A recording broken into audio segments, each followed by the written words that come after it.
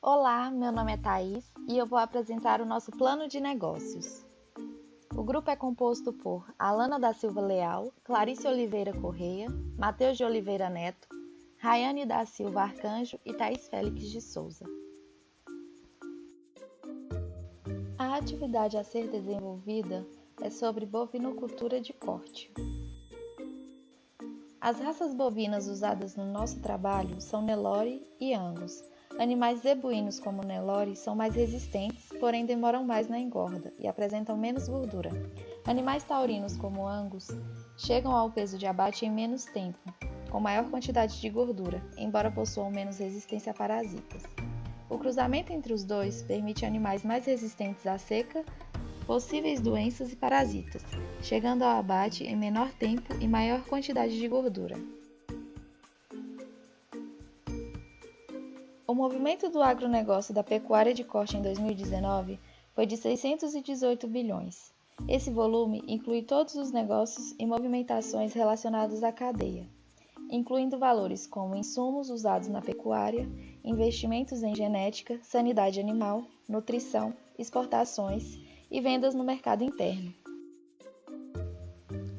Nosso plano visa o abastecimento de mercados e açougues da cidade de Januária, no norte de Minas Gerais, e cidades vizinhas, posteriormente no mercado interno e internacional. Algumas características facilitadoras incluem o frigorífico na cidade, a aproximadamente 8 km da fazenda, o clima da região e o fácil acesso à BR-135, que ajudará no transporte para outras cidades. O preço da arroba é de R$ 300. O preço do boi para abate é de 18 arrobas. O preço total da venda animal gira em torno de R$ 5.400 e o lucro esperado em torno de 27 milhões. Sabemos que o consumo da carne bovina sempre esteve ligado à evolução da humanidade de maneira geral. Os ancestrais selvagens dos bovinos eram os aurochs, sendo que esses foram provavelmente domesticados há cerca de 9.000 anos na Ásia Ocidental. O gado vacuum chegou com os colonizadores portugueses e holandeses trazidos em viagens marítimas, que partiram da Península Ibérica e da ilha de Cabo Verde. Apesar do crescimento considerável da pecuária bovina brasileira, desde o período colonial, somente a partir da década de 60 passou a ocorrer maior expansão da atividade no nosso país. As principais legislações aplicadas necessárias são o Decreto nº 46.955, de 2016, que tem a finalidade de cumprir a política estadual dirigida às cadeias produtivas da pecuária no Estado, entendendo a produção, comercialização dos produtos e derivados no mercado interno e externo. A Lei 8.171, de 1991, dispõe sobre a política agrícola, estabelecendo que a defesa agropecuária deve garantir a sanidade das populações vegetais, a saúde dos rebanhos animais e a idoneidade dos insumos e dos serviços usados na agropecuária, além da identidade e segurança higiênico-sanitária e tecnológica dos produtos agropecuários.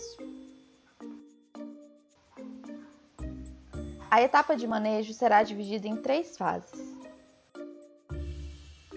De início, temos o manejo reprodutivo, onde será necessário estabelecer um período de monta, que é uma decisão importante, pois possui impacto na fertilidade do rebanho, além de ajudar a definir quando e como as demais fases do manejo ocorrerão. Para escolher o sistema de acasalamento, é preciso pessoas capacitadas para o manejo reprodutivo e adequar instalações para o sistema de acasalamento, ou seja, monta natural, controlada ou inseminação artificial. É preciso também adequar a relação touro-vaca ao sistema de produção, pois uma escolha inadequada gera implicações econômicas. Alguns fatores podem influir essa relação, como a idade, capacidade de monta, estado sanitário e nutricional dos touros, condição corporal das vacas, entre outros fatores. A seguir, é de grande importância efetuar o diagnóstico da gestação e descartes, possibilitando a identificação precoce e o descarte de fêmeas que não ficaram prenhas. Essa etapa precisa ser realizada por um médico veterinário experiente após 45 dias ao final da estação de monta. O impacto da fertilidade do touro no desempenho reprodutivo é maior que nas vacas. Para isso, é realizado exame andrológico nos touros, descartando os de baixa fertilidade. Para práticas de desmama, podemos citar a desmama precoce interrompida ou mesmo a amamentação controlada. Para reduzir o estresse dos bezerros à desmama, é recomendado colocar algumas vacas no lote dos bezerros, assim como mantê-los em pastagem com alto valor nutricional. Ainda falando em manejo reprodutivo, temos o controle de doenças como a brucelose, tricomonose e campylobacteriose, entre tantas outras que podem comprometer o desempenho reprodutivo do rebanho, impedindo a fecundação, causando abortos ou mesmo produzindo bezerros com peso inferior à média. Avaliar a condição corporal das vacas ao parto é necessário, pois vacas com boa condição retornam ao cio mais cedo e mostram maior índice de concepção. O preparo de novilhas para a reposição é de extrema importância na produtividade e lucratividade do rebanho de cria. Precisam ser selecionadas e manejadas para atingirem a maturidade sexual mais cedo. Organizar o manejo dos animais para a reprodução é baseado em estudos de comportamento sexual e social, estabelecendo regras básicas no manejo dos animais em período de acasalamento, tais como a maternidade.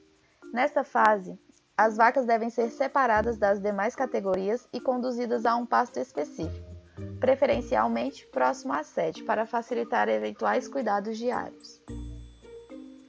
E a castração dos machos, que facilita o manejo, tornando animais mais dóceis, permite a mistura de bois e vacas e elimina distúrbios de conduta sexual.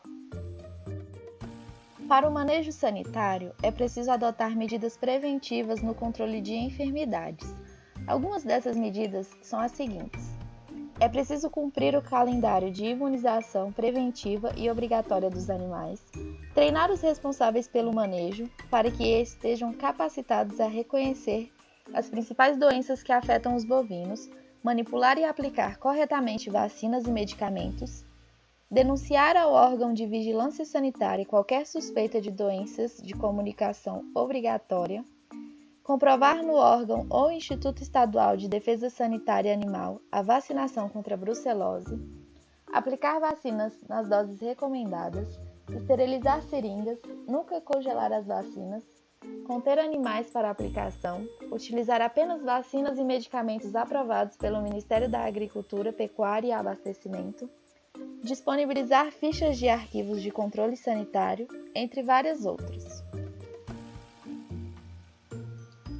No manejo alimentar, em fase de cria, a bovinocultura de corte engloba não somente os bezerros e as bezerras nascidos, como as matrizes, aptas à reprodução, além dos próprios reprodutores.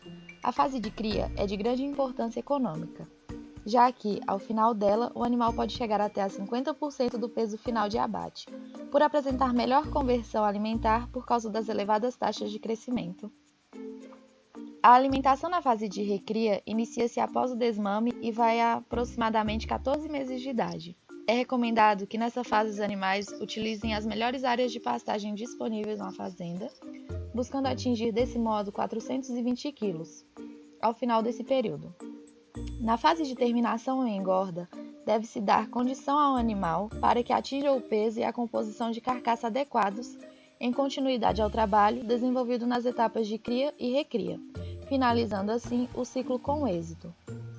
Para estratégia de suplementação, de um modo geral, o semiconfinamento ocorre entre 75 e 90 dias, abrangendo o período de seca, caracterizado por baixa quantidade e qualidade das pastagens. Os principais ingredientes dos suplementos incluem o milho, que possui concentrado energético padrão na alimentação de bovinos, é rico em amido e pobre em proteína. A soja.